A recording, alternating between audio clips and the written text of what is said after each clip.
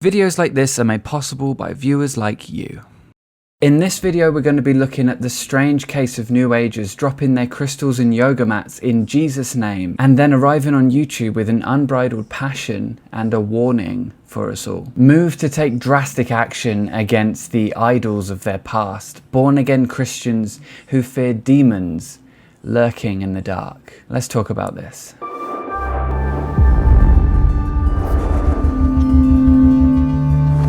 Among the myriad New Age to Jesus testimonies on YouTube, there's a strange and dark secret. At a glance, these are people overcome, infatuated with their God, and they tell unconnected and unique stories for the most part. But look deeper and what reveals itself is an unlikely thread tying a handful of these videos together. I have a feeling of something is weighing on my body. And I felt really unsafe at night. I am just feeling evil. I was just an absolute wreck. I was shaking. I don't know how to explain it. What I felt was wrong.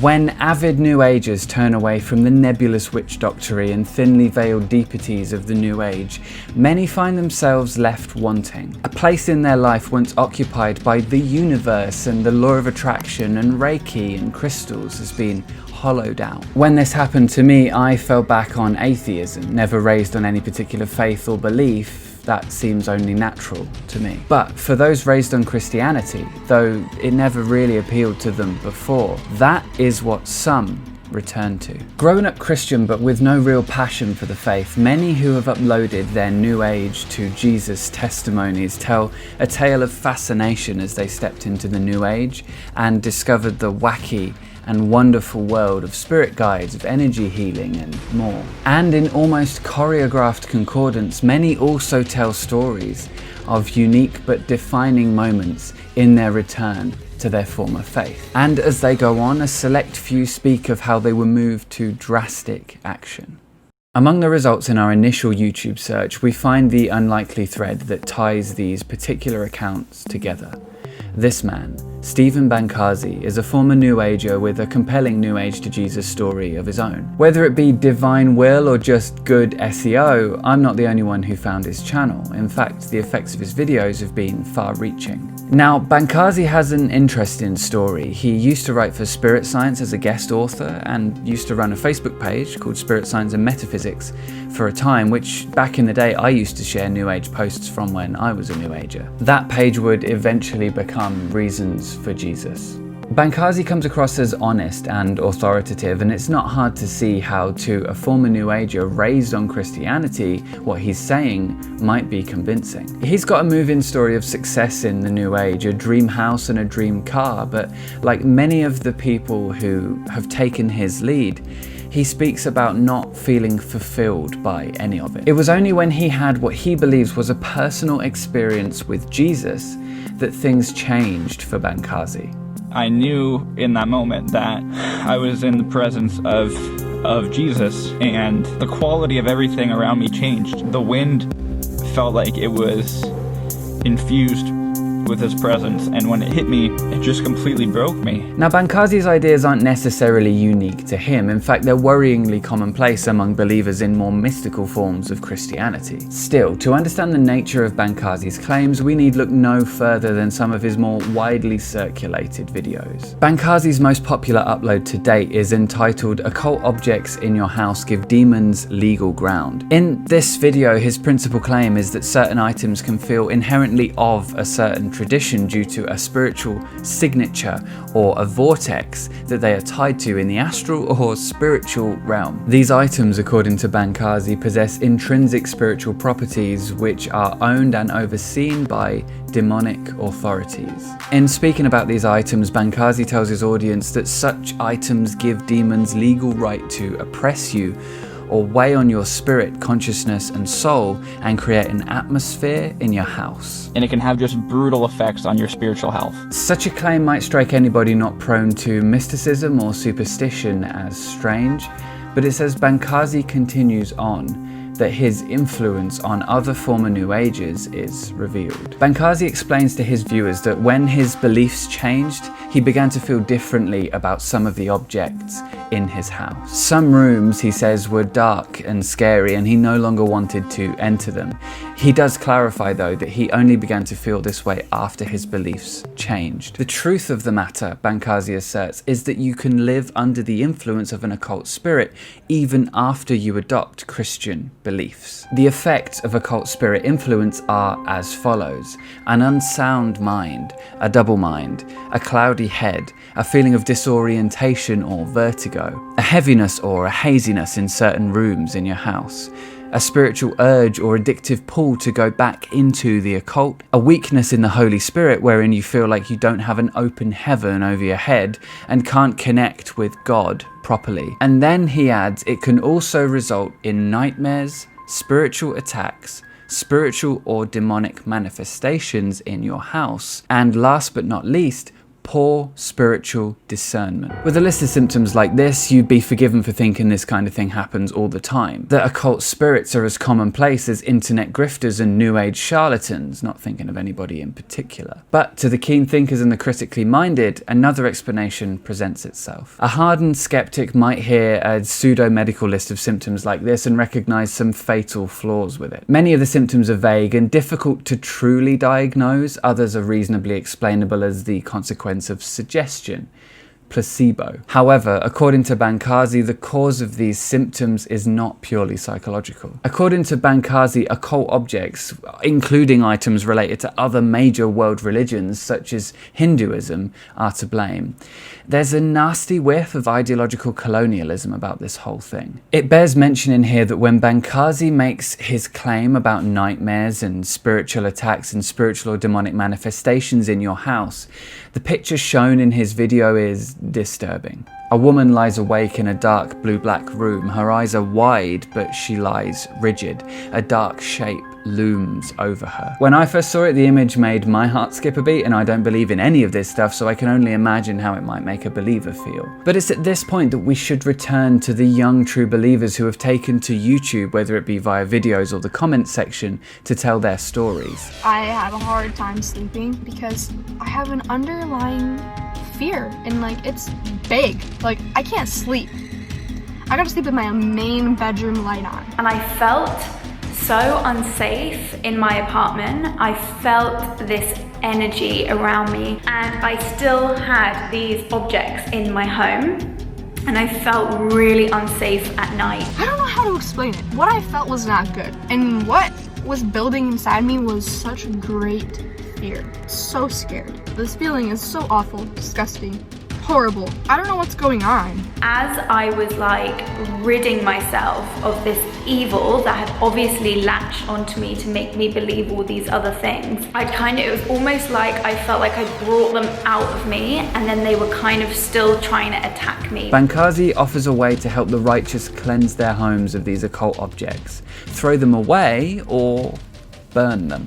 I had loads of beautiful crystals in my home and things like that, and I just didn't feel safe. When I tell you that I was converted from all of my previous beliefs immediately, I'm telling you that I ditched it all. I burned my New Age books. You might think that's dramatic, but I'm not the only one. I went through a big clear out, a big purge, and I got all of my books that I had literally probably bought that week or the week before, because I've obviously only just recently moved, and I threw them down the bin chute. I didn't want anything to do with them after I watched this video. I needed to get those away from me after what God showed me. According to Bancarz, having these items in your house plays a role in opening up your spirit to being yoked, and apparently it makes it harder to see the truth. He offers various Bible scriptures to support these claims and promises that peace and freedom and wholeness and clarity of mind will be the consequence of burning these items.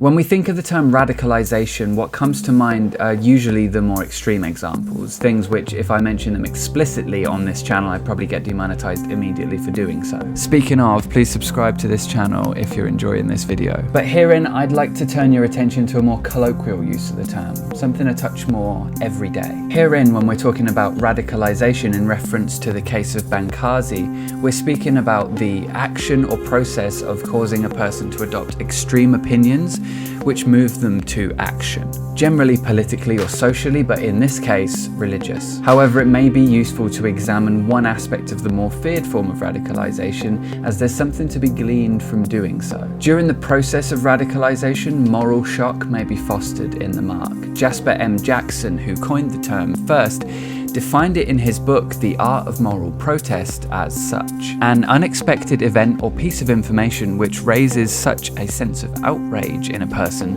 that she becomes inclined towards political action with or without the network of personal contacts emphasized in mobilization and process theories. When faced with a compelling case on how much of a sinner you used to be and how these occult objects are still a stain on your relationship with God, it's understandable that newly born again Christians might react. Such moral shock on the part of those with renewed Christian faith is not only appropriate, but expected. In a video entitled Proof the New Age is Satanic, Bancarz highlights well-established but little-known links between the New Age and other forms of occultism, namely Satanism and Theosophy. Belief in and therefore fear of the devil in Christian terms requires something akin to Christian faith, or at the very least the consequences of unexamined childhood indoctrination via the use of fear-inducing mythology, for example, the fiery pits of hell. Though it seems he's done his research, his points regarding Anton LaVey, the Church of Satanism, and Blavatsky's references to Lucifer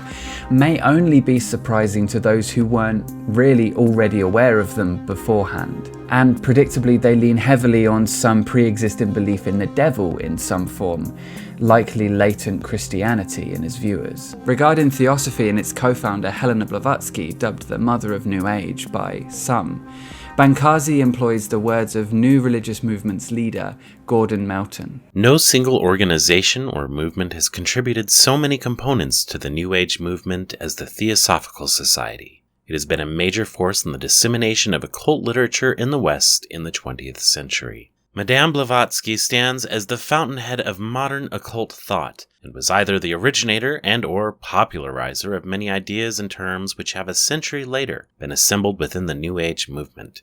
The Theosophical Society, which she co-founded, has been the major advocate of occult philosophy in the West, and the single most important avenue of Eastern teaching to the West. Considering Bancarz's raising of Blavatsky's role in the New Age movement's origin story, we should be aware of something. Blavatsky's time was one of change. During her lifetime, Darwin's On the Origin of Species was published, and not long after, she co-founded the Theosophical Society, a society which, given the growing acceptance of Darwin's theory of evolution, had its work cut out for it. Thus, it became an anti-science presence, paving the way for many of its ideas to take centre stage in the long and tedious pushing back against the scientific method, which continues to this day. Blavatsky.net credits the mother of the New Age with the Atheist Debate Club's favourite term, intelligent design. This may answer one question that the Bancarz saga poses. Why does the New Age seem so equipped with pseudoscientific explanations and answers for scientific assertions, but relatively few rebuttals to Christianity? While the New Age could be seen as the ultimate syncretism or comic book crossover of all your favourite gods, it's not well guarded where Christianity in its long history of indoctrination seeks to step on its toes. And in Blavatsky, we may have an answer to this. The principal threat to magical thinking in the 19th century would have been Darwin's theory of evolution and the growing influence of the scientific method. And whenever there's a large-scale shift in cultural thinking, there are those who push back. And the contrarian impulse is, unfortunately, as alive and well in modern New Ages as it was in Blavatsky's time. All of this is to say that if someone with latent Christianity in their mind and a recent interest and investment in the New Age were to learn about these casual references to the big bad of their childhood belief structure in the very movement that they were passionate about, it's understandable that moral shock might take hold, especially if they've already begun to doubt the New Age or have recognized its incapacity to fulfill them, or maybe even drifted back to their childhood beliefs. But is this shock enough to shake them fully free from any and all previous attachments to their New Age lives? Is it enough to have them make a public statement of allegiance to their God? Having already been disturbed by fear in the witching hour, having already burned or otherwise disposed of their occult possessions. Possessions which are now believed to be the access point for supernatural influence. What's a 40-minute YouTube confession between friends? But now that they've given up the New Age and returned to their form of faith, now that they've freed themselves from the demonic influences in their lives, it's time to tell their story. It's time to say what they really feel this time. Or is it? In the scores of books lining the shelves of New Age bookstores, There are instructions for guided meditations, Creative visualizations. out-of-body experiences, getting in touch with your spirit guides, fortune telling by cards, crystal balls, or the stars, What if Satanists reclaimed these for their own dark purposes? and integrated them into rituals dedicated to the devil. where they rightfully belong. Is Stephen Bancarz really saving these true believers from the demonic forces intent on taking them over? Or is there another story here? If nothing else, this might be a lesson on the mobilizing force of moral shock and the sway that even the oldest beliefs in our life can have over us. A lesson on how susceptible to potentially bad ideas we may really be. And the irony? Well, where there are conversations about demonic control, but no demons present, there may still be control. Thank you so much for watching this video. If you enjoyed this video, please hit the like button so I know that you enjoyed it. And if you want to hear more from me on cults and skepticism and making sense of life after the New Age, then why not subscribe to the channel, hit the little bell thing so you get notified anytime I upload a video. Thank you so much to Germ from Mentally Diseased for helping me with this video and reading a little bit that he read in this video. He actually released a video on demons in the Jehovah's Witness cult as well, which I feel has a lot of crossover with this video, so I've included a link to that in the description for you. I'm Andy Fellows and I'm here pretty much every Thursday. Please be kind and ask good questions, and I'll see you in the next one.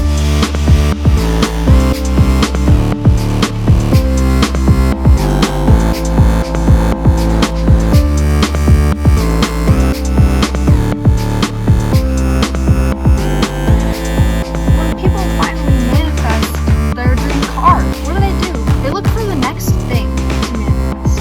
And this movement makes you believe that you gotta keep going. Like, you will never be satisfied. Of course you're gonna be like, alright, like, let me try this for my dream car, right? Like, yeah, this is working for me.